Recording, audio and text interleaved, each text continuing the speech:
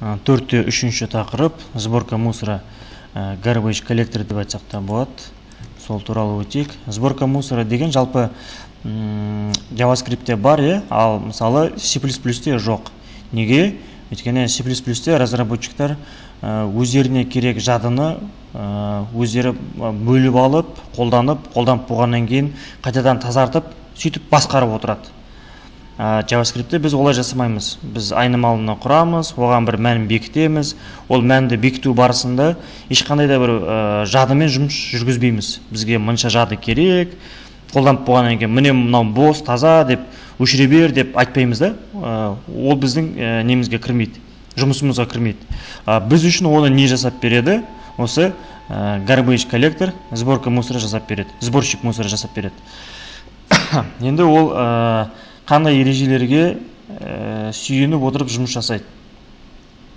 Оның ең бірінші қарайтын нәрсесі ол достижимость. Қазақша қолжетімділік. Мен консольды ашайын. Консольды ашып, мына жерге мен жай ғана let x тең 5 деп жазайын. Дәл осы қазір x маған қолжетімді ма? X деп басқасам 5 деп шығып тұр. Демек қолжетімді. Демек бұны сборщик мусора өшірмейді. Сборщик мусора өшірмейді. Ол қашан өшіреді? Мысалға мен x тең 0 десем болады, немесе delete x десем болады. Сол кезде памет тазартылады. Басқа бір мысал, объекті құрылған мұнда. Let user name John деген. Так, соны мына жерге қояйын. Осы қазір бізде John деген string мән тұр. Оған біз қалай қол жеткізе аламыз? Userді тереміз және name'ді тереміз. Осылай істейміз. Johnға қол жетімдегені қолымыз жетті Johnға. Ал егер де user тең 0 деп жүрсем, болды. Garbage collector келіп мынаны өшіріп кетеді. Жақсы. Өшіріп кетеді дегенде, өшіріп кете алады, өшіріп тастауы күтіледі деп айтқан дұрыс шығар. Өйткені garbage collector қалай жұмыс жасайтынын болжап айтуы қиын да, түсініксіз. Қашан келетінін өзі біледі. Кейде қайта келуі мүмкін, кейде ұзақ күттіріп келмей қалуы мүмкін. Так, енді две ссылки дейді. Две ссылки деген бұл жерде не айтқысы келіп тұр? Мына жерде күшті мысал көрсеткен. Let userді қайтадан құрайық. Осы қазір қараңыздар. Мына объекті, ирек жақша ашылған және жабылған. Осы объекті құрылған кезде оған user деген айнымалы сілтеме ұстап тұр, user. Және admin тең user деген кезде мына объектіге екі сілтеме пайда болды. Алдында мен түсіндіріп едім ғой. Объекті дегеніміз телевизор, оған жөн сілтеп тұрған айнымалы ол пульт деп ше. Осы қазір бір телевизорде екі пульт пайда болды. Егер екеуінің біреуін өшірсеңіз, одан мына объекті жойылып кетпейді. Неге? Өйткені оған басқа бір сілтеме сілтеп тұр. Айнымалы жөн сілтеп тұр. Ол үшін бізге екеуін де 0 қылу керек. Осы қазір мен user тең 0 дей салсам, бірақ admin name десем John шығып тұр. Демек объекті өшкен жоқ. Ал егер admin тең 0 десем, болды. Adminде де 0 дедім, userде 0 дедім. Дәл осы қазір мына объектіге ешқандай ссылка, сілтеме жөн сілтеп тұрған жоқ. Демек өшеді. Так. Взаимосвязанные объекты. Кейде объекттер осылай бір-біріне сілтеуі мүмкін. Бір-біріне сілтеген кезде шатаспас үшін мынандай ереже ұстанамыз. Ең глобальный объектіден сол айнымалыға қандай да бір жолдар арқылы қол жеткізуге бола ма деген. Егер қол жеткізуге болатын болса, ол өшпейді. Ал егер қол жеткізуге болмайтын болса, ол бірнеше лестницадан тұратын болса да тұтастай өшіп кетеді. Қазір мен Paint'те түсіндіріп көрейін. Оны қарапайым немен түсінсеңіздер болады? Ағашпен түсінсеңіздер болады. Мынау біздің талымыз болсын, Талымыз болсын. Мынау біздің талымыз. Енді одан ары қарай бұтақтар өсіп жатыр, бұтақтар өсіп жатыр. Мен бычып-бычып сала берейін. Енді ол бұтақтың ішінен тағы да бұтақтар өсіп жатыр, былай да былай. Так. Өсіп жатыр. Енді сұрақ. Так. Қалай қалсам болады? Енді сұрақ. Осы қазір мен ағашты мына жерден кесіп сасам, осы жерден кесіп сасам, мына бұтақ, осы тұрған бұтақ жерге құлай ма? Жерге құлайды. Өйткені мен оның ұстап тұрған мына бұтақтың бірге кесіп тастадым. Тура сол сияқты мен мына жерден кесіп тастасам, осы жерден кесіп тастасам ағашты, мына бұтақта құлайды, мына бұтақ барлығы жерге құлайды. Дұрыс па? Хотя қарасаң, мына бұтаққа сілтеме бар, ол мына бұтақ. Мына бұтаққа сілтеме бар, ол мына бұтақ. Оған да сілтеме, мына үлкен бұтақ.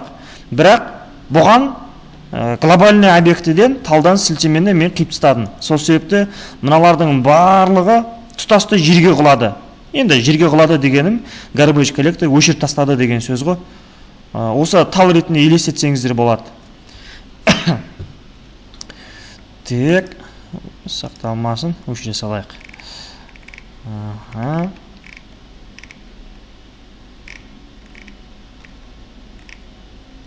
Мына жерде жаңа мен айтқан сияқты түсіндірген, бірақ дұрысырақ түсіндірген сияқты. Глобальный объекті тұр, мұны. Глобальный объектінің ішінде бірнеше айнымалы құрылған.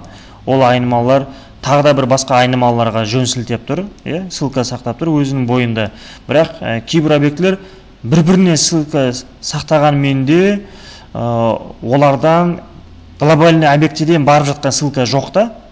Сол себепті оларды тобымен бірге өшіре салады garbage collector. Осылайынан өшіріп жібереді. Так, мына жерде инкрементальная сборка дегенді айтып кете салайын. Жалпы garbage collector қалай жұмыс жасайды? Қайтадан поинтімді ашайын. Бізде мұнда бір объектілер пайда болды деп ойлайық. Осылай. Енді бір кездері келді де garbage collector қайсысын өшірсем болады деп қарап кетті әрқайсысын. Мынаны келіп тексерді, бұған сілтеме бар ма екен деп, сілтеме жоқ екен, демек мынаны өшіріп тастады. Келесін сілтеме бар ма екен деп тексерсе, бұған сілтеме бар екен, сосын бұған бірде белгілеп кетеді. Сосын келесі біреуін тексереді, оғанда сілтеме бар екен, онда бірде белгілеп кетеді. Тағы біреуін тексерді, оған сілтеме жоқ екен, демек бұнда өшіре салды. Жақсы, өз жұмысын бір рет орындап кетті. Енді екіншісінде тағы да бір объектілер пайда болады ғой. Немесе уақыт өтеді, әйтеуір біраз уақыттан кейін garbage collector тағы да келіп тексереді. Тағы да келіп тексерген кезде ол мына бірде белгілеп кеткендерін бірінші тексере ма, әлде жаңадан құрылғандарын бірінші тексере ма? Ана осыған ссылка бар ма екен, жоқ па екен деп. Қайсысын бірінші тексереді? Жаңадан құрылғандарын бірінші тексереді. Неге? Өйткені жалпы локальный айнымалардың құрылып жоқ болып кетуі әлде қайда жиі кезігеді ғой. Дұрыс па? Сол себепті локальныйдың шансы жоғарыда, андай әлі тексерілмеген объект, ол уже қолданыста жоқ болуы мүмкін, сол үшін оларды бірінші рет тексереді. Мысалға, мынаны тексерді, сілтеме бар екен, бұны бірде белгілетті, аман қалдырды, тиіскен жоқ. Мынаны тексерсе, ештеңе жоқ екен. Значит, бұны өшіріп тастады. Енді бағанағы объектілерді тағы да тексереді. Мынаны тексереді, бұл әлі де керек пе екен деп. Егер керек болса, мына бір дегенді екі деп белгілеп кетеді. Екі рет қарап шықтым деген сияқты. Осы мынаны қараса, бұл уже қолданыстан шығып қалған екен, сілтеме жоқ екен, сосын бұны да өшіріп тастайды. Енді келесіде келген кезде, мына жерде тағы да бір жаңадан айнымалар пайда болса, не істейді? Әуелі соларды тексереді, мынаны тексереді, содан кейін мына 2 мен 1-дің қайсысын бірінші тексереді? 2-ні тексере ма, әлде 1-ді ма? 1-ді тексереді. Өйткені мына жерде 2 деп тұр да, типа мынау ветеранды интерпретатор ойлап қалуы мүмкін, мынау значит анда бір глобальный бір объекті шығар деп ше. Глобальный объекті әлде әлде де біраз керек болып қалуы мүмкін деп ше. В общем, ең бірінші тексерілмегендер тексереді. Тексерілгендердің ішінде қайсының нөмірі аз, соны бірінші тексереді. Әуелі бірлерді тексеріп шығады, олардың барлығы болғасын екілерді, олардың барлығы болғасын үшті деген сияқты. Солай. Примерно осылай жұмыс жасайды garbage коллектор. Басқа тағы бір айтатын не айтуға болады. Жалпы қатты бір не емес, түсіну қиын нәрсе емес, просто непредсказуемый нәрсе екен. Былай, одан не күтуге болатынын, қашан келіп жұмыс істеп, қашан нәтиже беретін болжау мүмкін емес, соны түсінесіздер. Және глобальный объектіден төмен қарай іздеген кезде қандай объектілерге андай баруға мүмкіндік бар болса аман қалдырады, қайсысына жоқ болса барлығын өлтіріп тастайды. Жақсы, болды.